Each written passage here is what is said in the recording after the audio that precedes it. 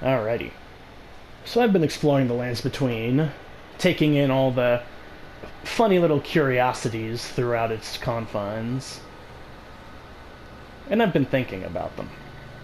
And one in particular that had struck me as interesting were the fossils, like the one you see just ahead of us here. These giant skeletons embedded in the soil, with roots springing out of them and what have you. What are they? What were they? Who were they? It's no secret that Caelid didn't always look like this. I think that should be fairly obvious. Just by its name. Caelid is Latin for heaven. No, I'm sorry. Caelid is Latin for sky, and the first major ruin you're likely to find are the Caelum ruins, which is Latin for heaven, though the two are admittedly interchangeable. It's an ironic nickname by the time we get here, or an ironic title, I guess you could say. But it does imply that at one point this place was beautiful. Potentially even more beautiful than Limgrave, Liurnia, the Weeping Peninsula, anywhere. And then, of course, the Battle of Ionia transpires, and it looks like this. The landscape, of course, is dissolving all around us. And with this dissolving, you begin to unearth these. The massive skeletons. They are also found in the mountaintops of the giants. However, I do believe there's a simple explanation for them. They are potentially the first beings to walk the lands between. Now, I do want to say that this is just my interpretation. I am by no means saying that I'm correct. I would not be so bold as to assume that I'm 100% right. Because nobody really knows. That's part of why these games have such staying power. But this is my interpretation. I thought it was interesting enough to warrant a little video for whoever might stumble across it. So, pardon my cat there. What do I believe these are? Well, obviously, they were an early people of the lands between. I refer to them as the Titans, due to their size and due to how old they likely are. They are potentially the first beings ever to inhabit this land, perhaps brought here by the Greater Will. Potentially. Now, as the first of any species, it stands to reason that they were likely incredibly primitive. After all, we know that the giants were primitive, we know that the trolls are pretty primitive, so it stands to reason that these things, if they fit into the timeline the way I believe them to, were also likely incredibly primitive. Just a very simple hunter-gatherer based society, without any real hierarchy beyond basic chieftains and what have you. All worshipping the greater will that gave them these beasts to hunt, the water to drink, the land to live off of. But then, like any great species, they discovered fire. And with that fire came a different reverence. After all, fire is essentially a life giver. In a few ways. It provides warmth, it provides a means of cooking and thus sterilizing meat, you can cook vegetables, you can smith and use it to create greater, more powerful weapons, and build homesteads, far sturdier than anything made out of twigs or leaves or what have you. But fire also has the power to destroy, as it has the power to create the aforementioned weapons, it has the power to burn, to scald, to cause quite a bit of destruction, to purge. But to such a simple species, it was likely seen as nothing short of a miracle. So it's not terribly surprising that they would come to worship a god of fire. A god of destruction, perhaps. I'm referring, of course, to the Fell God. they begin to worship this fell god who gave them a means to advance their society, potentially turning their back on the greater will. And the greater will does not, well, it doesn't take kindly to that, as you can assume. So, the greater will suddenly has these large heretics that it needs to deal with. I would also like to point out at this point that the possibility of sacrifice cannot be ruled out here. Whether they sacrifice themselves, other animals, what have you. To the fell god, of course.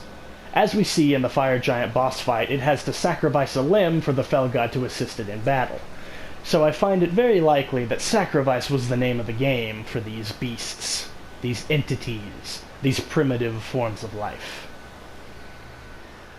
And so, the greater will needed a way to dispose of them, to cull them into submission. If they weren't going to serve it, they needed to be destroyed, or beaten back to the point that they could never again pose a significant threat, right? In come the dragons. Beings that almost seem tailor-made to deal with these behemoths.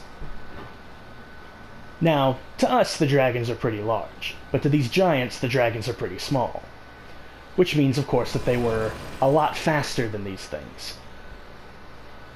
They have the speed, they have wings to compensate for the vast height difference. Their gravel scales made them resistant to, if not outright immune to fire. At least in the old days. And, on top of that, they had the ability to rain down bolts of lightning. In short, a somewhat perfect foil for a group of destructive giants who worship a fire god. I would also like to point out that the dragons are basically the antithesis of these in other ways. For example, they are more intelligent, likely, and they are also far less dexterous, pardon me. They can't make their own tools. It's likely difficult for them to write, which is why they needed the help of the beast men and potentially other humans to help advance the dragon's own civilization. So in short, a perfect foil. Another beast that the greater will could control. They're given power to destroy the giants, they beat them back, chase them up into the forbidden mountaintops where the dragons attempt to hide.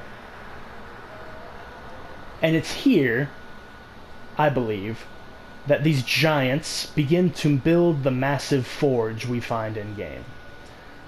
The forge is way too large for the fire giants to have built. But these things, they're about the right height. So I find it likely that it's twofold. One, it is a massive receptacle of devotion, a place where the sacrifices could be thrown in and burned, an offering to the fell god. And two, it offers a large concentrated basin of which to channel the power of the fell god. After all, we do have to use it to burn the Erd tree. So there is that. Then, the dragons come back. The dragons fly into the mountaintops upon being witness to this massive chalice in the mountains. And these titans are picked off. They're too big to hide, too big to run, too slow to swat the dragons out of the sky. Their fire's completely useless. And they're no match for the lightning.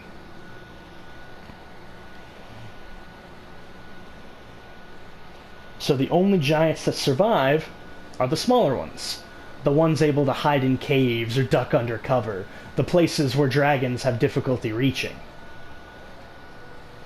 And as smaller giants live, the species itself begins to grow smaller, and smaller, and smaller, until we reach the fire giants.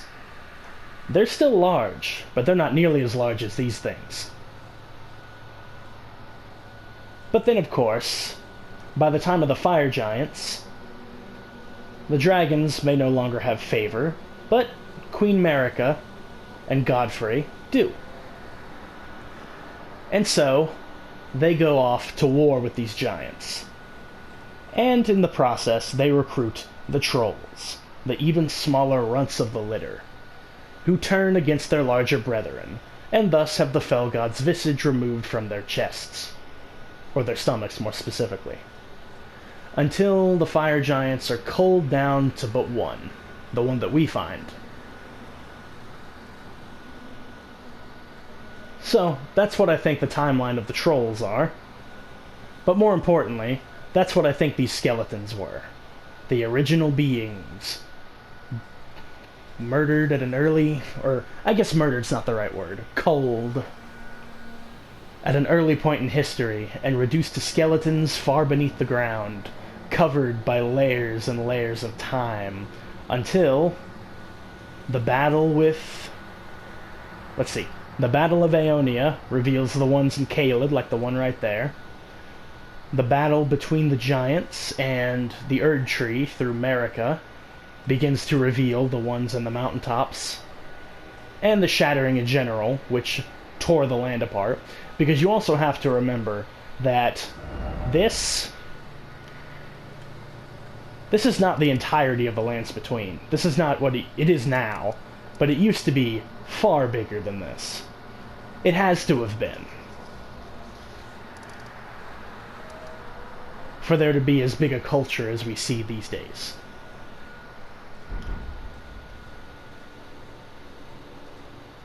But yeah, that's my theory. Again, I wouldn't be so bold as to think I'm right. I wouldn't be so bold as to say I've solved a piece of the timeline. But I think it's fitting. I think it's interesting. An interesting thing to bring to the table. I don't really see anyone else talking about these things. And if other people have talked about them, then I apologize. I've not seen those videos. So that's my take on them. I sincerely hope you enjoyed, if indeed you found this video. And I might do a couple more videos with my own personal thoughts on little things here and there. I don't plan to make big, grand lore videos, because plenty of other channels are already doing that. I want to give my 2 cents on things that other people aren't talking about, or at least opinions that differ from what is commonly accepted. Because I think that's fun.